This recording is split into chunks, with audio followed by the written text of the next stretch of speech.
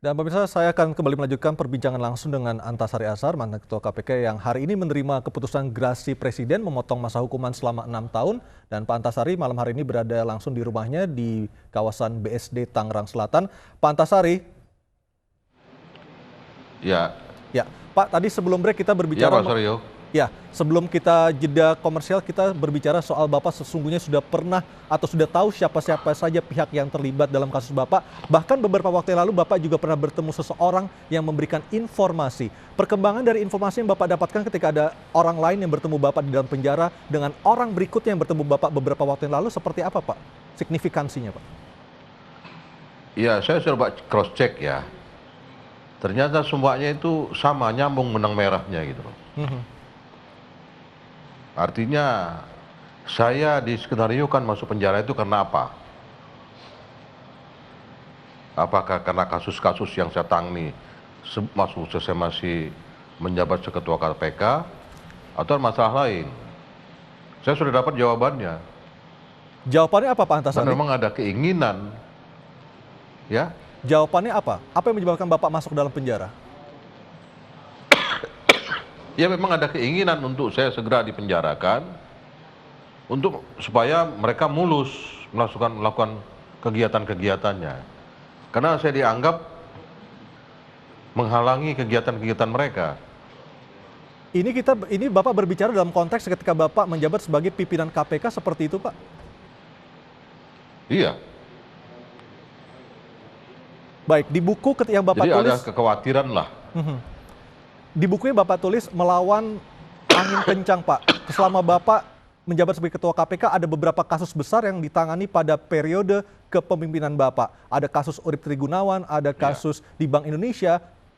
Sesungguhnya seperti apa, Pak? Apa yang menyebabkan, kasus mana yang menyebabkan Bapak masuk ke dalam penjara? Menurut insting saya, dari semua kasus yang saya tangani itu adalah yang intens, artinya angin berhembus ke arah saya itu ketika saya mengasut IT KPU.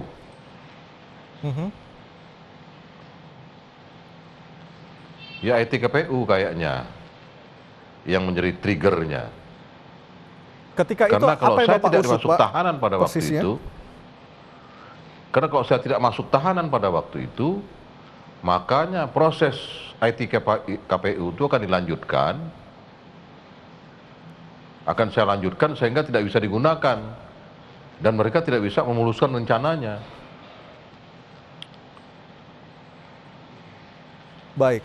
Pak Antasari, sebelum Bapak keluar dari penjara bebas bersyarat pada akhir tahun lalu, Bapak pernah berjanji kepada keluarga korban Nasruddin Zulkarnain dalam waktu 3 bulan Bapak akan membuka semua ini. Artinya kalau kita hitung mundur dari Desember, Januari, Februari, Maret, paling lambat Maret Bapak adalah deadline janji Bapak kepada keluarga almarhum Nasruddin Zulkarnain untuk membuka semua cerita ini. Apakah janji tersebut akan Bapak penuhi, Pak? Begini ya,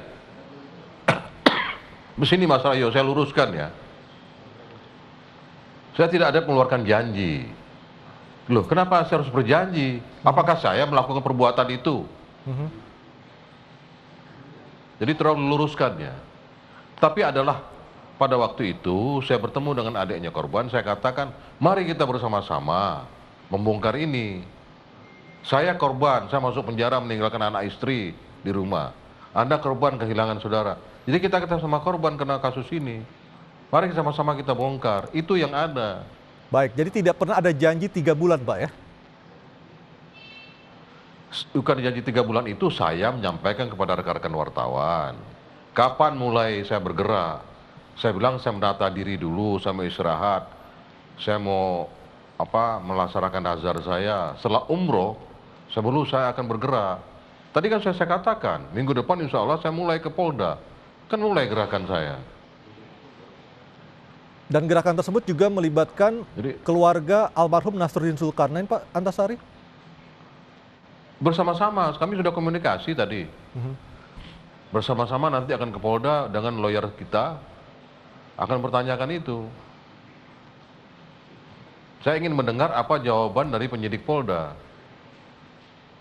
Karena berapa bulan yang lalu, setelah saya bebas, 1 bulan yang lalu kira-kira, saya baca di online, tentang rencana saya menyamai Polda, Humas Polda yang baru ini, Pak Argo itu nggak salah, Ya, Agro atau Argo Pak Argo Yuwono. itu menyampaikan bahwa menerima dengan tangan terbuka kedatangan Pak Antasari. Namun demikian kelihatannya kasus yang dilaporkan Pak Antasari itu mempunyai kesulitan tinggi pengusutannya. Nah, saya ingin tanya, kesulitan tingginya di mana kesulitan tingginya itu? Apakah kesulitan tinggi memang kasusnya pelik, atau kesulitan tinggi sulit mereka mulai bergerak? Harus ada kejelasan. Dan Bapak pun juga siap untuk memberikan fakta-fakta atau bukti yang Bapak miliki selama ini untuk diserahkan kepada Polda Metro Jaya, Pak. Seperti itu, Pak. Lu untuk apa lagi saya nyerahkan bukti? Mereka kan sudah punya. Sejak saya laporkan Timor kan mereka sudah punya. Mereka sudah punya ahli yang saya tawarkan. Gunakan ahli yang pernah saya lakukan di persidangan. Dia bawa sumpah karena keilmunya. Kalau ahli itu sampai tidak benar, berarti itu sumpah palsu.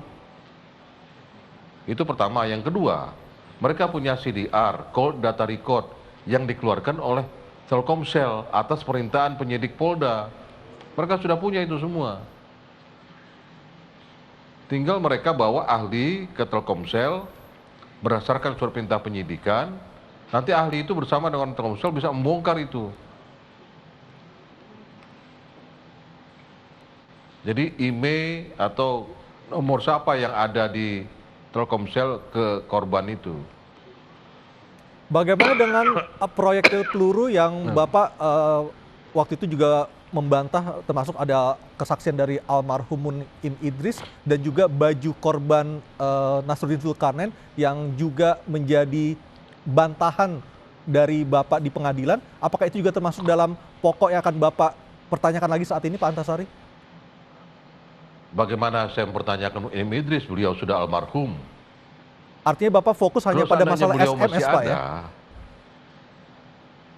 Bukan SMS, Munim tidak ngurusin SMS. Enggak, maksud saya yang Bapak masukkan ke Polda tersebut hanya sebatas SMS saja, Pak, ya? Tidak, bukan kasus yang proyektil maupun yang... SMS. Oke. Kalau proyektil, saya tidak ngurusin proyektil.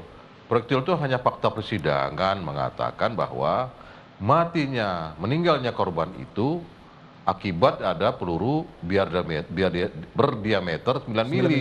Ya. Sedangkan senjata yang digunakan sebagai barang bukti yang diduga katanya melakukan penembakan itu revolver 38. Saya tidak pinter nembak, Mas. Tapi minimal saya pernah latihan nembak. Apakah mungkin revolver 38 bisa dimasukkan peluru diameter 9 mili? Walaupun ada pihak-pihak yang coba membenarkan itu, mengatakan bahwa itu hasil konversi. Jadi konversi 9 mili menjadi 38. Saya jadi bingung, ilmu dari mana itu?